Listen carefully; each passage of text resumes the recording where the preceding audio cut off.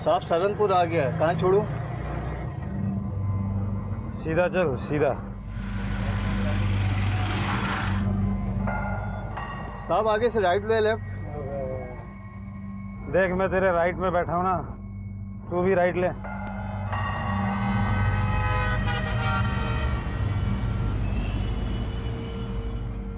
अब कहाँ छोड़ूं साहब? साहब साहब साहब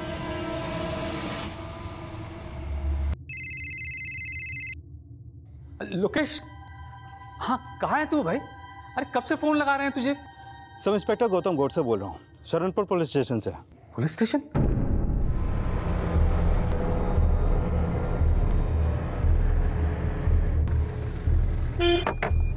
आज पता नहीं कैसे थोड़ी ज्यादा हो गई। Sorry sir. लोकेश, अरे पापा जी। ठीक है, तू ठीक है ना? सॉरी पापा जी, आज थोड़ी ज्यादा हो गई। आगे से इतनी नहीं पीऊंगा। कम पीते कब हो आप? बकवास मत कर। एक सेकंड, ड्रामेबाजी बंद करिए आपने। जरा संभालिए इन्हें। वो तो ऑटो वाला था जो यहाँ पर लेकर आया इन्हें। सर हम पापा को घर ले जा सकते हैं? ठीक है, लेकर जाइए इन्हें, लेकिन एक बात का ख्याल रखिए, नशे की हालत में घर से बाहर ना निकले, नहीं तो अंदर डाल दूंगा इन्हें। नहीं अब कभी नहीं होगा, हम ख्याल रखेंगे। चल।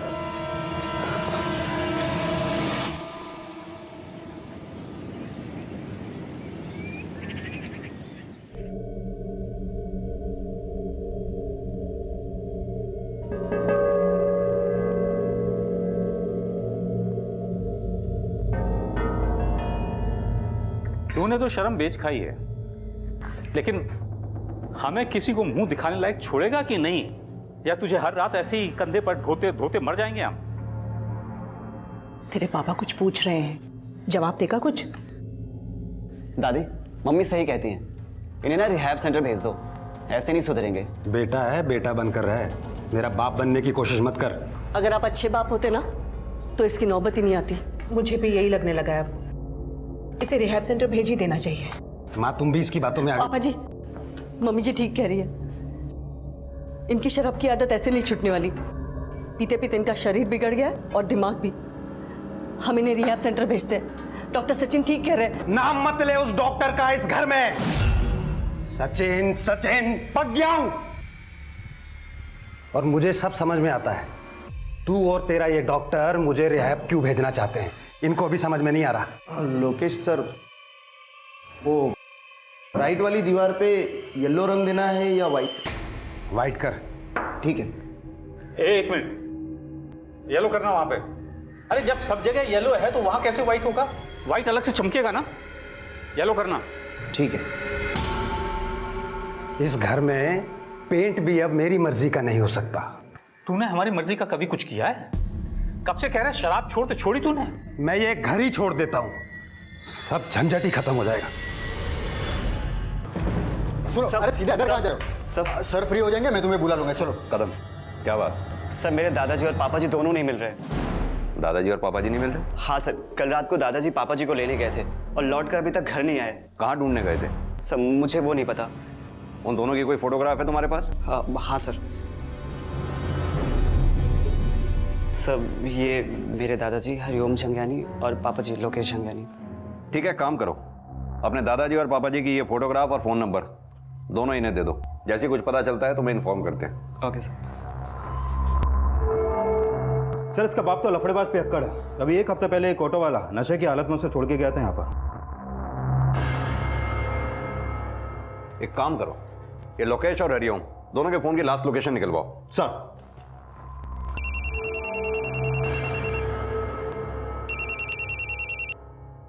हेलो। हाय, कैसी हो? किसका फोन है? तेरे पापा जी का? मम्मी जी सचिन का फोन है, मैं तुमसे बाद में बात करती हूँ। वो क्या है ना, कल रात से पापा जी और लोकेश घर पे नहीं आए। क्या? टेंशन मत लो, मैं आता हूँ। सनी, तेरे पापा जी दादाजी कुछ पता चला? सनी तेरी दादी तुझसे कुछ पूछ रही है। माँ कंप्लेन लिखवा दी है, ढूंढ रहे हैं वो लोग। सर लोकेश का फोन कल रात 2 बजे तक ऊंटवाड़ी में एक्टिव था और इसके फोन से लास्ट कॉल इसके फादर हरिओम जी को की गई थी और फिर 2:45 बजे हरिओम जी का फोन भी ऊंटवाड़ी में बंद हो गया। और सर एक मिनट सर, हेलो, क्या, कहां पर? ऊंटवाड़ी, ठीक है हम पहुंचते हैं।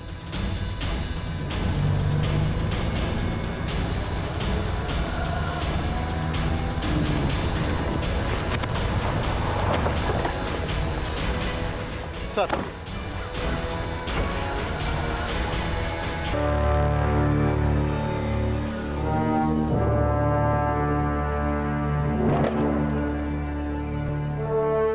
देखकर तो लगता है कि इनके सर पे किसी कांच की बोतल से मारा गया है। सनी के बयान के मुताबिक उसके दादाजी खुद अकेले गाड़ी लेके लोकेश को लाने के लिए निकले थे। कल रात को दादाजी पापा जी को लेने गए थे। लोकेश ने शराब पी हुई थी, तो जाहिर सी बात है उसके दादाजी ने लोकेश को तो गाड़ी चलाने नहीं दी होगी। और यहाँ हरिओम जी की लाश मिली है गाड़ी की पिछली सीट पे, मतलब साफ है दादाजी को कहीं और मारा गया और लाश समेत कार को यहाँ डंप कर दिया गया। सर लोकेश के फोन से जब उसके फादर को कॉल की गई तब वो इसी एरिया में था और लाश भी हमें यहीं पर मिली। कहीं ऐसा तो नहीं कि नशे में लोकेश के हाथों अपने फादर का खून हुआ और अब वो फरार हो गया? कल रात से उसका फोन भी बंद है। अब ये तो तभी साफ होगा जब लोकेश हमारे हाथ लगेगा। फॉरेंसिक टीम को बुलाओ और बॉडी को पोस्टमार्टम के लिए भेजो। स्पेशली उनसे इन खून के धब्बों की जांच करने के लिए बोलो। इनके घर वालों को भी इन्फॉर्म कर दो। अब घर वालों से हमें यह पता करना होगा कि कल रात लोकेश ऊंटवाड़ी में गया कहाँ था।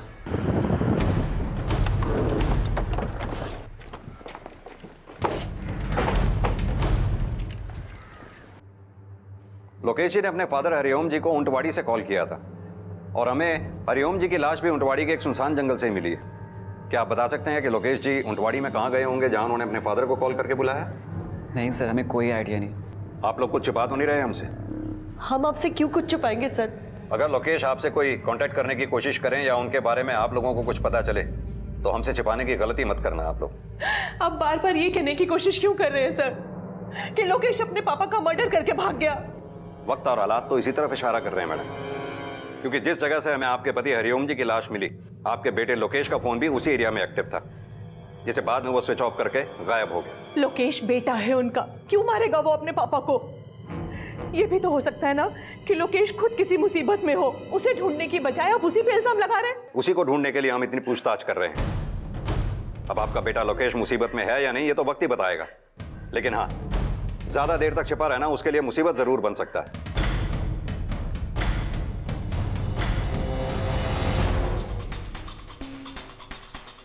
गौतम, हमें अपने शक को पुख्ता करने के लिए इस लोकेश के बारे में सारी जानकारी हासिल करनी होगी। माना कि वो शराबी है, लेकिन अगर उसने अपने पिता की हत्या की है तो अपने पिता की हत्या के पीछे उसका क्या मोटिव रहा होगा? ये लोकेश जिन जिन लोगों से भी मिलता है, जहां जहां भी उसका आना जाना है, सब लोगों से हमें अच्छी तरह से पूछताछ करनी होगी। शायद हमें इससे ये लीड मिले कि हत्या वाली रात वो ऊंटवाड़ी में कहां पर मौजूद था। और कदम, तुम अड़ोस पड़ोस में अच्छी तरह से पूछताछ करो, शायद बाप बेटे की कोई कहानी पता चले। सर पुलिस अब इस शक की पुष्टि कर रही थी कि क्या लोकेश वाकई अपने पिता की हत्या कर सकता है। हरिओम के परिवार के दोस्त, रिश्तेदार, पड़ोसियों के साथ साथ उनके ऑफिस एम्प्लॉय से भी पूछताछ की जा रही थी। सर, मैं कंपनी का सीनियर मैनेजर हूँ पिछले 15 सालों से। हरिओम जी का काम मैं ही संभालता हूँ। लोकेश के बारे में क्या जानते हो? कहना अच्छा नहीं लगता सर, लेकिन वो अच्छा आदमी नहीं है। क्यों? शराबी होने के साथ साथ कोई और भी खोट है उसमें? खोटी खोट है सर, बहुत ही गैर जिम्मेदार आदमी है। उनकी वजह से मेरे और हरिओम जी के बीच में भी गलतफहमियां पैदा हो गई थी। कैसी गलतफहमी? मेरे मालिक के बेटे हैं सर वो। उन्होंने ऑफिस आना शुरू किया तो उनकी बातें भी माननी पड़ी। उनके कहने पर कंपनी के अकाउंट से 3-4 चेक इशू किए मैंने। बाद में पता चला कि जिन कंपनियों को चेक इशू किए वो फर्जी थी। कंपनी को 1.25 करोड़ रुपए का चूना लगा सर। अरे ये क्या है? बाबूजी, तूने यहाँ भी पीनी शुरू कर दी? सॉरी पापा जी। ये पैसा किसको ट्रांसफर किया तूने? कौन सा पैसा? तेरी हालत ही नहीं है। किसके साथ मिलकर के ये गबन किया तूने? पापा जी, आपको कोई गलतफहमी हो रही है। मैंने कोई गबन नहीं किया। मैं क्यों करूं? दिखाओ। छोड़, तेरे बस की बात नहीं है ये। तू निकल जाए यहाँ से। अरे मुझे शक्ल मत दिखाना अपनी तू आइंदा। तू अगर मेरा बेटा नहीं होता ना तो जेल भिजवाता तुझे मैं। चल यहाँ से जा। कब की बात है ये करीब 3 महीने पहले की बात है। फिर लोकेश जी की जगह उनकी पत्नी ऑफिस आई। हरिओम जी की उम्र बढ़ रही थी और अपने बेटे से उम्मीद टूट रही थी। उन्होंने अपना सारा काम अपनी बहू को सौंप दिया, लेकिन लोकेश जी से ये बर्दाश्त नहीं हुआ। अब मेरी कुर्सी पर बैठेगी तू? चल उठ। लोकेश, तेरी हिम्मत कैसे बहू पर हाथ उठाने की? बहू नहीं है ये, आस्तीन का सांप है, नागिन है ये, नागिन। बाबूजी, आप नहीं चाहते ना मैं इस ऑफिस में आऊं, मैं नहीं आऊंगा। हाँ, निकल जा। पर ये भी नहीं आएगी, और अगर ये इस ऑफिस में आई तो मैं आपके इस सारे काम धंधे को बर्बाद कर दूंगा। उस इंसिडेंट के बाद रीचा जी और लोकेश जी कभी ऑफिस नहीं आए। हाँ, हरिओम जी कभी कभी ऑफिस आ जाते थे, बेचारे अकेले अपनी फैमिली को संभाल रहे थे। Thank you.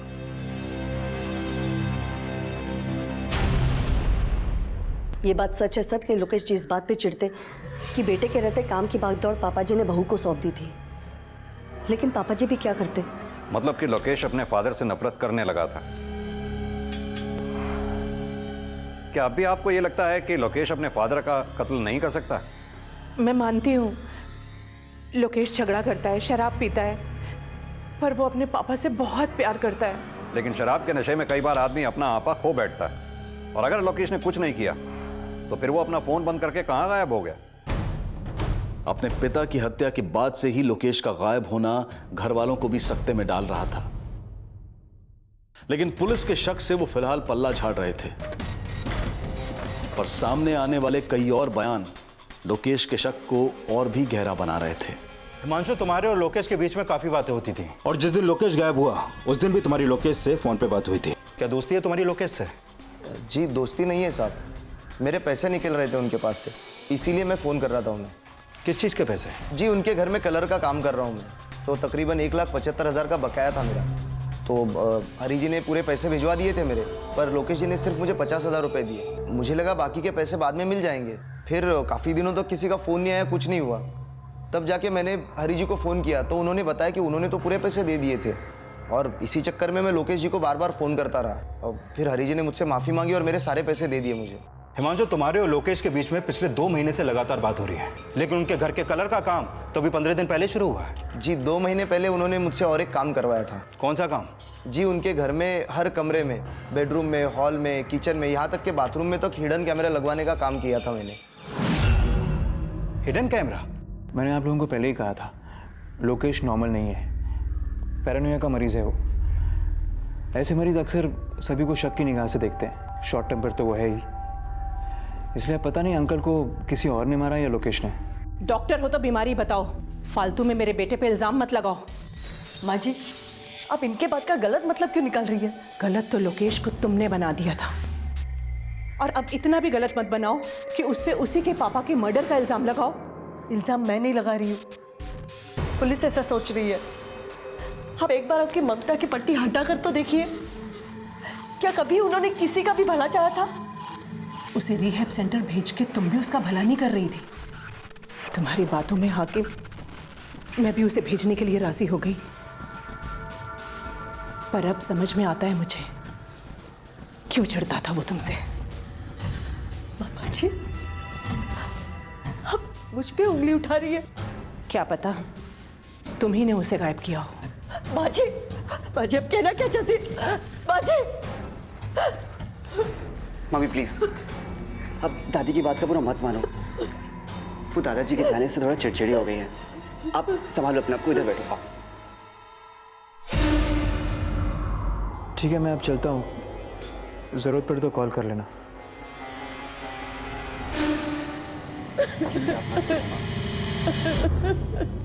सर, ये हरिओम जी की पोस्टमार्टम रिपोर्ट। इस रिपोर्ट के मुताबिक उनकी मौत सर पे हुए वार की वजह से हुई, लेकिन सर उनकी कार में जहां पर हमें उनकी लाश मिली, उस कार के दरवाजे और स्टीयरिंग पर हरिओम जी के अलावा किसी और के भी ब्लड ट्रेसेस मिले हैं। सर, हो सकता है हरिओम जी को मारते समय मारने वाले के हाथ में कांच चुभा हो। यानी कार के दरवाजे और कार के स्टीयरिंग पे मिले खून के धब्बे जरूर लोकेश के ही होंगे। हरिओम जी की हत्या सिर पे शराब की बोतल लगने से हुई, और लोकेश को शराब पीने की लत थी। ये लोकेश की पुरानी मेडिकल रिपोर्ट्स निकलवाओ, उसके ब्लड ग्रुप से टैली करो। इससे यह भी पुख्ता हो जाएगा कि यह मर्डर लोकेश के ही हाथों हुआ है। सर, लोकेश के कॉल रिकॉर्ड में एक नाम मुंबई के सुकांत दीक्षित का है। मैंने चेक किया है, सुकांत दीक्षित के नाम ऊंटवाड़ी में एक फार्म हाउस है जिसमें फिलहाल ताला लगा है।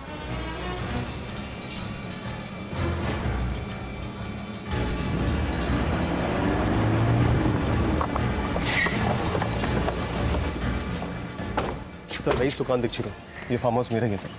इसकी चाबी आपके पास? हाँ सर। लाइए। लोकेश कहाँ पर है और उसको कैसे जानते हो तुम? सर, मुझे नहीं पता लोकेश कहाँ पर है, लेकिन मैं और लोकेश कॉलेज में साथ में पढ़ा करते थे। जब मैं मुंबई शिफ्ट हो गया तो मैंने ये फार्म हाउस बना के छोड़ दिया था और इसकी एक चाबी लोकेश के पास रहा करती थी।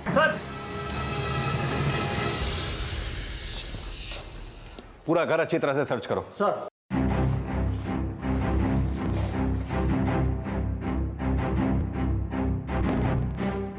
सर हाँ, ये देखिए सर, यहाँ ब्लड के ट्रेस है सर, खून साफ किया गया है यहाँ से। एक काम करो, घर के अंदर बाहर आगे पीछे सब जगह अच्छी तरह से छान मारो। सर। Yes sir. उधर देखो। तुम वाकई नहीं जानते लोकेश कहाँ पर है या हमसे कुछ छुपा रहे हो? सर मैं कुछ नहीं छुपा रहा हूँ सर, मैं तो अपने काम में बिजी रहता हूँ। मैं तो 2 महीने से यहाँ पे आया भी नहीं हूँ। सर, एक मिनट।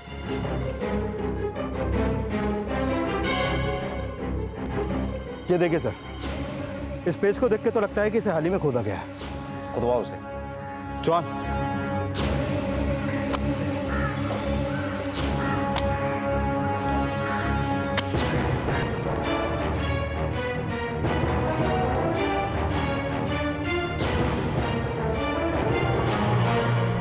सर, लोकेश की बॉडी पर कोई भी एक्सटर्नल इंजरी नहीं है। हो सकता है उसको गला घुट के मारा हो।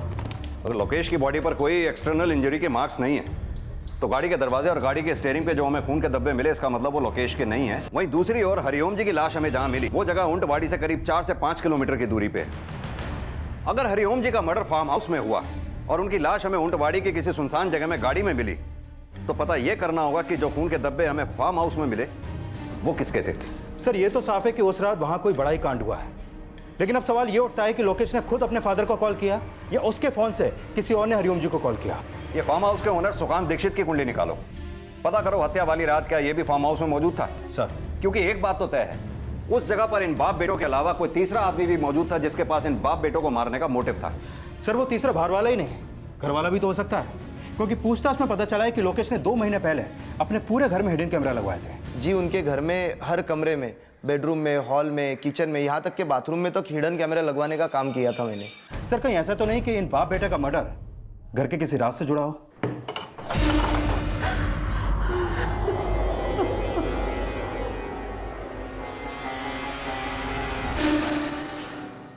माँ जी कब तक रोती रहेंगी आप? आइए बाहर आइए, मैंने खाना लगा दिया है।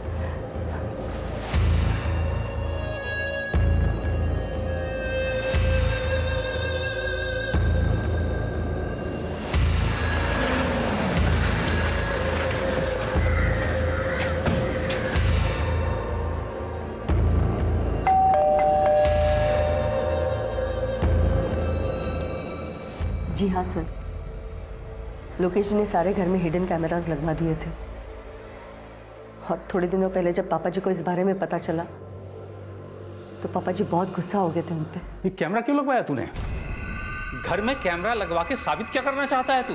मैं ये जानना चाहता था कि इस घर में मेरे बारे में कौन क्या सोचता है, कौन मेरे खिलाफ है, कौन मेरी पीठ पीछे साजिशें कर रहा है। क्या लगता है तुझे? तुझे शराब पीने से रोक रहे हैं तो तेरा बुरा कर रहे हैं कुछ? माँ, तुम तो हमेशा से ही मेरा भला चाहती हो, पर तुम्हारे अलावा भी तो इस घर में लोग हैं। चुल्लू भर पानी में डूब मरना चाहिए तेरे जैसे बेटे को। रात रात भर हम तेरी फिक्र में सोते नहीं हैं और तू हमको ये सिला दे रहा है। दादाजी बहुत हर्ट थे पापा से। पापा ने हमेशा हम सबको हर्ट ही किया है। लेकिन ऐसा भी तो हो सकता है कि लोकेश आप सब लोगों से हर्ट हो। अगर आप लोगों का एतराज ना हो तो मैं वो सीसीटीवी फुटेज देख सकता हूँ। सर, बेडरूम और बाथरूम से सारे कैमरास हटवा दिए और फुटेज भी डिस्ट्रॉय कर दिया। सिर्फ एक कैमरा हॉल में ये।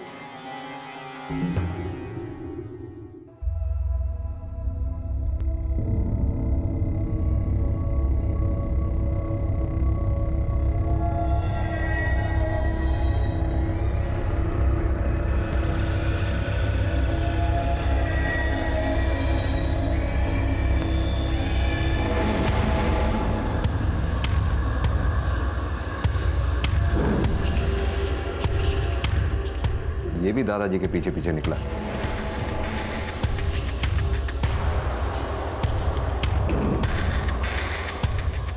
दो घंटे बाद वापस आ गया।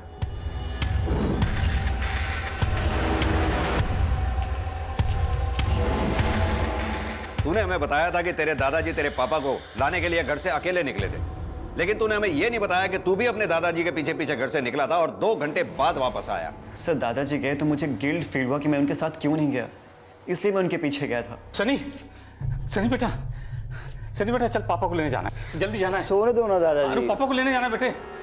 अच्छा ठीक है, मैं देखता हूँ।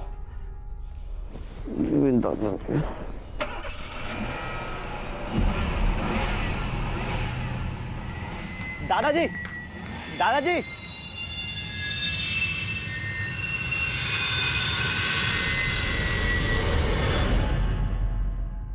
और मैंने बाइक से उनका पीछा भी किया लेकिन वो मुझे मिले नहीं। फिर मैं चाय वाय पी के घर आके सो गया था सर।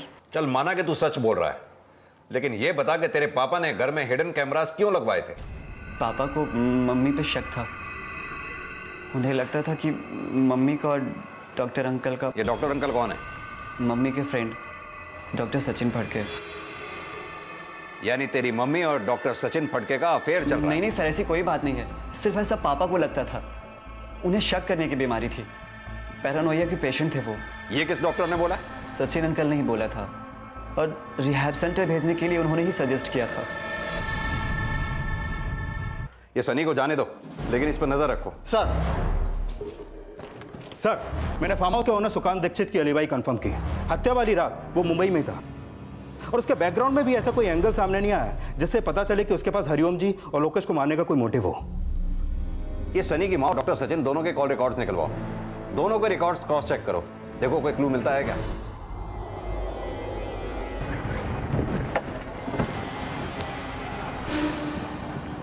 ऋचा, मैं जानता हूँ तुम बहुत टफ टाइम से गुजर रही हो, but be strong. I am with you.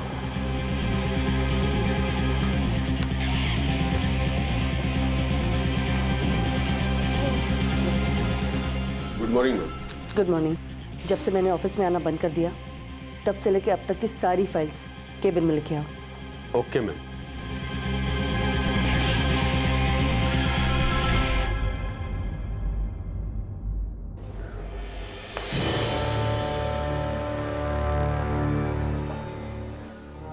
अब मेरी कुर्सी पर बैठेगी तू?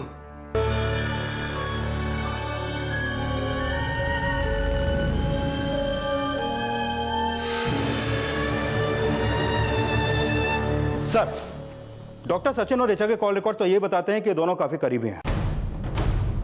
रोजाना उन दोनों के बीच में काफी बातें होती हैं। और सर, ये भी पता चला है कि डॉक्टर सचिन और ऋचा दोनों एक ही कॉलेज में पढ़ते थे। डॉक्टर सचिन की बीवी भी थी सर, जिसका देहांत 3 साल पहले हो गया। उसकी बीवी की डेथ के बाद डॉक्टर सचिन और ऋचा एक सोशल नेटवर्किंग साइट के थ्रू टच में आए और पिछले 3 साल से सोशल मीडिया पर ये दोनों एक दूसरे के टच में हैं। मतलब कि लोकेश का शक सही साबित हो सकता है। शायद इन दोनों के बीच में कोई अफेयर हो, और अगर डॉक्टर सचिन और ऋचा के बीच में अफेयर है तो हो सकता है इसका पता लोकेश के साथ साथ उसके फादर हरिओम को भी चल गया हो, जिसकी वजह से इन दोनों ने मिलकर उन दोनों को रास्ते से ही हटा दिया। लेकिन सर, हत्या वाली रात ऋचा घर पे थी और डॉक्टर सचिन की फोन लोकेशन भी क्राइम सीन से मैच नहीं करती। गौतम, ये मर्डर पूरी प्लानिंग के साथ किया गया है। अगर इस मर्डर में डॉक्टर सचिन और ऋचा दोनों शामिल हैं तो क्राइम स्पॉट पर अपना मोबाइल फोन क्यों लेके जाएंगे?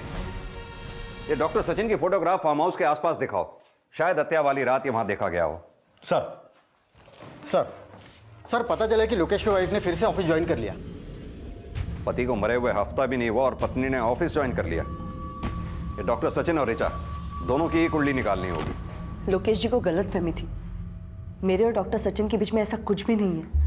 ऋचा जी, आपने हमसे लोकेश की हर बात शेयर की, तो फिर इस गलतफहमी का जिक्र क्यों नहीं किया पहले आपने? किस मुंह से बताती सर आपको कि वो कितना गिरा हुआ इंसान था, दूसरी औरतों के साथ संबंध रखता था और शक मुझ पे करता था। दूसरी औरत? कौन दूसरी औरत? वो तो मुझे पता नहीं सर, लेकिन कुछ दिनों से मुझे ऐसे लगने लगा था कि उनके लाइफ में कोई है, क्योंकि उनके शर्ट में मैंने लिपस्टिक के निशान देखे थे और कुछ लंबे बाल भी मिले थे मुझे।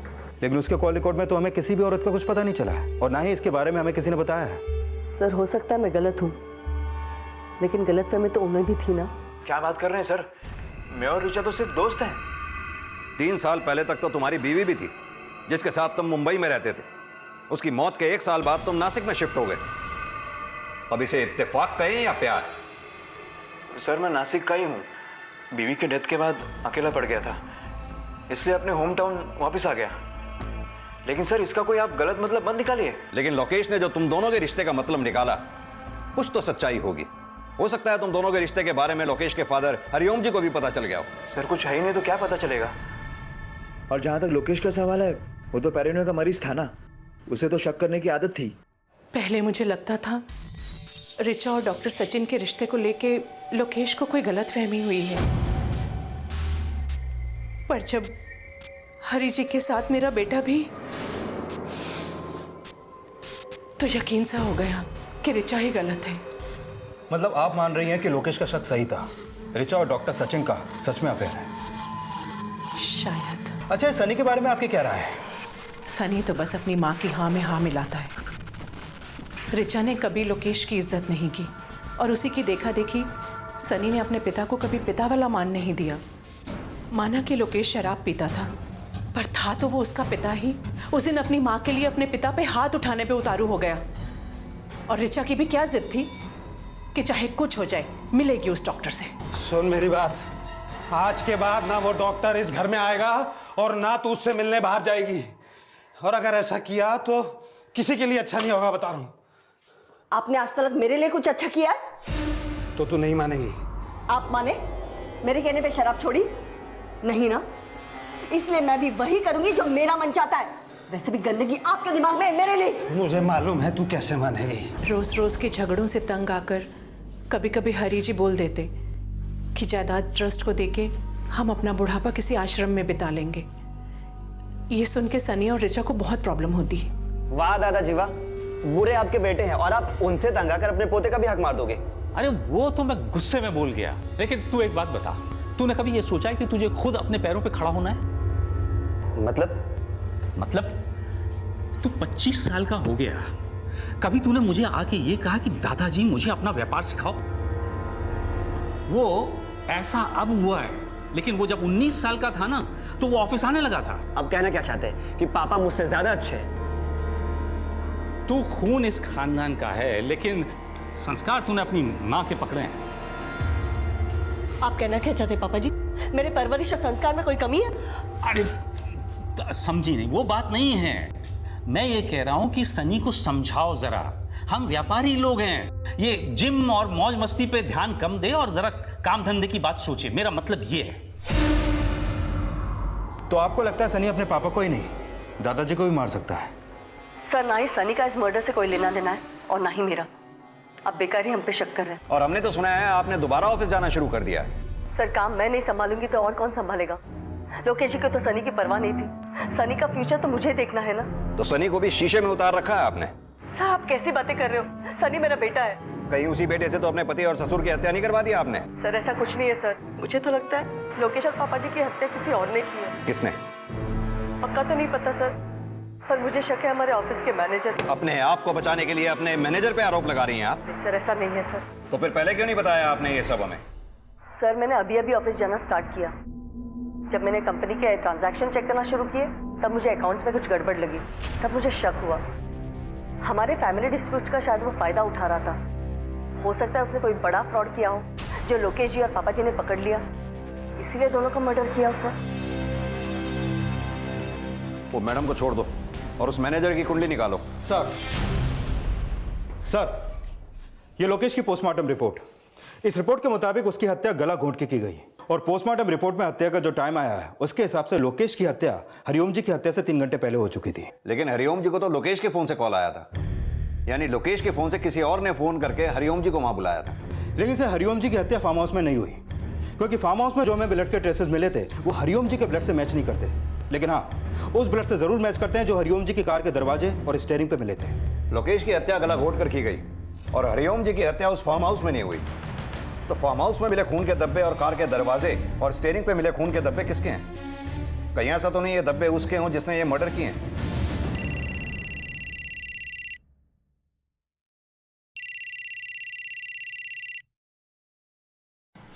हेलो।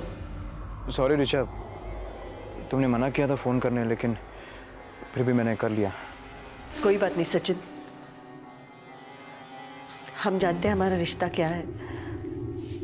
हम भले कभी बात करें या ना करें, लेकिन सच बात तो यही है कि कोई हमारे रिश्ते को समझ ही नहीं पाया।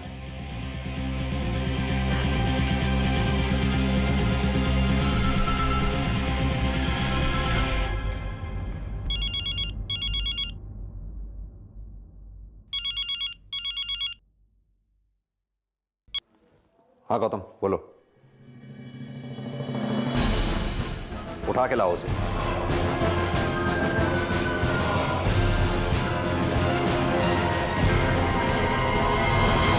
साहब आप लोग मुझे बताएंगे कि मुझे यहाँ क्यों लाया गया? उन कंपनियों के फर्जी अकाउंट जिस बैंक में खुले थे उसमें तेरी भी मिली भगत थी। वो साहब आपको कुछ गलतफहमी हो रही। लोकेश और हरिओम जी का मर्डर भी तूने ही करवाया था ना, क्योंकि वो लोग तेरे सारे राज जान चुके थे। नहीं सर, मैंने किसी को नहीं मरवाया। मैं मानता हूं सर कि मैंने ही वो फर्जी कंपनियों के अकाउंट खुलवाए थे, लेकिन सर इसमें मेरा कोई हाथ नहीं था। ये सब कुछ लोकेश जी का प्लान था। उन्होंने इसके बदले में मुझे कुछ पैसे भी दिए थे सर। लोकेश जी सारा पैसा निकाल कर अकाउंट क्लोज कर दिया, लेकिन हरिओम जी को पता चल गया तो? चलने दे, क्या फर्क पड़ता है, 2 थप्पड़ मार लेंगे और क्या।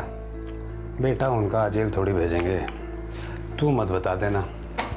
हरिओम जी ने लोकेश जी को कंपनी से निकाल दिया था सर, लेकिन लोकेश जी तब भी मुझे कंपनी में गबन करने के प्लान बताते रहते थे सर। लोकेश जी की वाइफ बहुत चौकन्नी है सर, वो शुरू से ही बिजनेस अपने हाथ में लेना चाहती थी। लेकिन गबन तो तूने किया ही था ना? हाँ सर, मैंने गबन किया मानता हूँ, लेकिन सर सच में मैंने किसी का मर्डर नहीं किया सर। गौतम इसे तब तक मारते रहो जब तक ये सच ना बोले। सर मेरी बात सुनिए सर, मैं बोल रहा हूँ सच बोल। अब तक जैसा चल रहा था वो बिल्कुल नहीं चलेगा। ये कंपनी अब मेरी है, मेरे साथ वही काम करेगा जो मेरे मुताबिक चलेगा।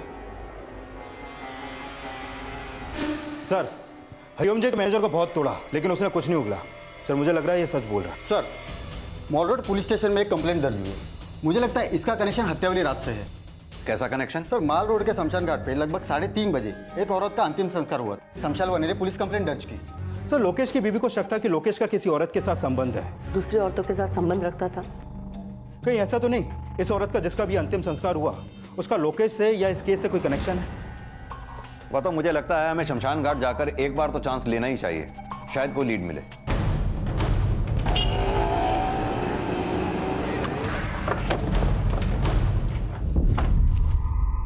उस रात जिस औरत का अंतिम संस्कार किया था तुमने, कौन आया था उसके साथ? एक आदमी था साहब, औरत के सर पे घाव था साहब। उसका पति बोला कि वो उसके घर भोपाल जा रहा था और रास्ते में एक्सीडेंट हो गया। जब तुमने उस औरत का अंतिम संस्कार किया, क्या टाइम रहा होगा उस वक्त?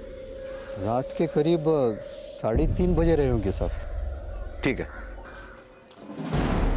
सर ये बता रहा है कि अंतिम संस्कार उस रात 3:30 बजे के आसपास हुआ और अंतिम संस्कार से 1 घंटे पहले हरिओम और 4 घंटे पहले लोकेश का मर्डर भी उसी रात हुआ था। और सर एक और बात गौर करने वाली है, जैसे कि बता रहा है कि उस औरत के माथे पर जख्म के निशान भी थे। गौतम पता ये करना होगा कि फार्म हाउस और हरिओम की गाड़ी से जो हमें खून के धब्बे मिले थे, वो खून के धब्बे किसके थे? ये माल रोड शमशान भूमि से ऊंटवाड़ी करीब 5 किलोमीटर दूर है। उधर रिचा ने भी शक जताया था कि लोकेश का किसी औरत के साथ चक्कर चल रहा था। तीनों मौतें एक रात में हुई हैं। इन अस्थियों का डीएनए टेस्ट करवाओ। इसकी रिपोर्ट आते ही ये साफ हो जाएगा कि वो खून के धब्बे किसके थे, कहीं इस औरत के तो नहीं थे। सर हरिओम जी की कार के दरवाजे और स्टीयरिंग और फार्म हाउस पे जो ब्लड के ट्रेसेस मिले थे वो उस औरत के डीएनए से मैच करते हैं जिसका अंतिम संस्कार हुआ। यानी कि उस रात 2 नहीं 3 मर्डर हुए थे और मर्डर करने वाला कोई और नहीं, वही आदमी है जिसने उस औरत का अंतिम संस्कार किया। ध्यान से देखो इन तस्वीरों को। क्या इनमें से कोई वो आदमी है जो उस रात बच्ची के साथ उस औरत का अंतिम संस्कार करने के लिए आया था? इनमें से सर यही था वो।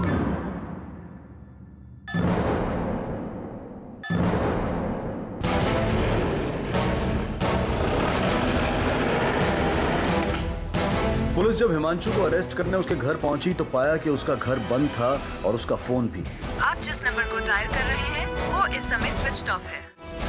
पुलिस हर तरह से हिमांशु की तलाश में जुट गई और 3 दिनों की मशक्कत के बाद आखिरकार पुलिस हिमांशु तक पहुंचने में कामयाब हो गई।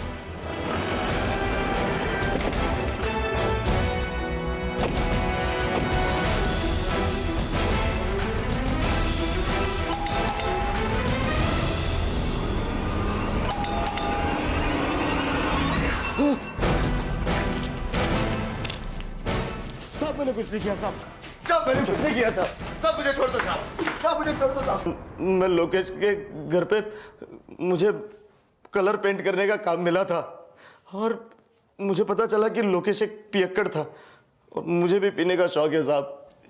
फिर हम दोनों में दोस्ती बढ़ी। जगह मस्त चुनी है भाई आपने। आप ही का है ये फार्म हाउस?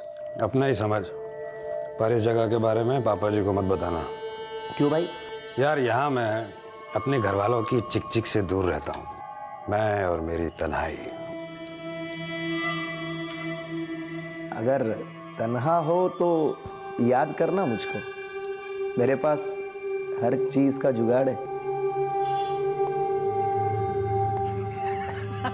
सर मुझे पता चल गया था कि लोकेश को क्या चाहिए और गीता मेरी लिव इन पार्टनर थी।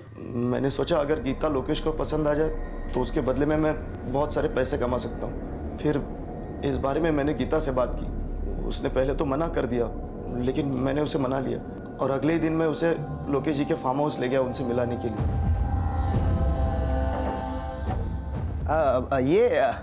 ये बच्ची है इसकी।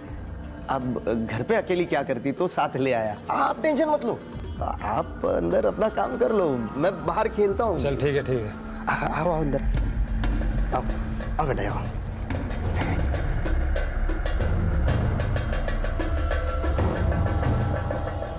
गीता अक्सर लोकेश से मिलने फार्म हाउस जाने लगी। वो साथ में बिंदा को भी लेके जाती थी। फिर हम लोग हर बार के 10-10 हज़ार कमाने लगे थे सब। लेकिन उस रात लोकेश, मैंने और गीता ने बहुत ज़्यादा दारू पी ली थी। हमें पता ही नहीं चला कि हमें कब ज़्यादा हो गई और नींद लग गई।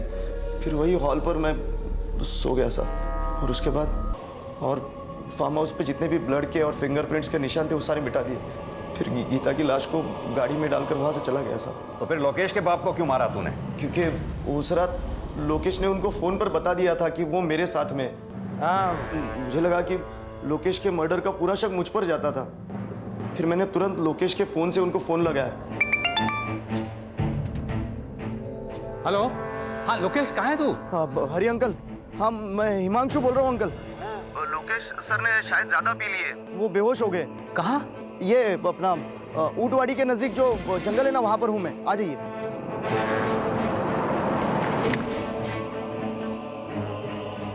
क्या हुआ, कहाँ है लोकेश? वहाँ पर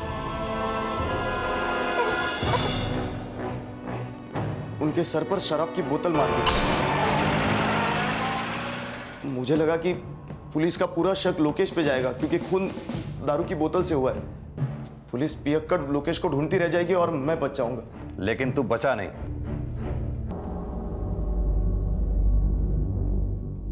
माँ,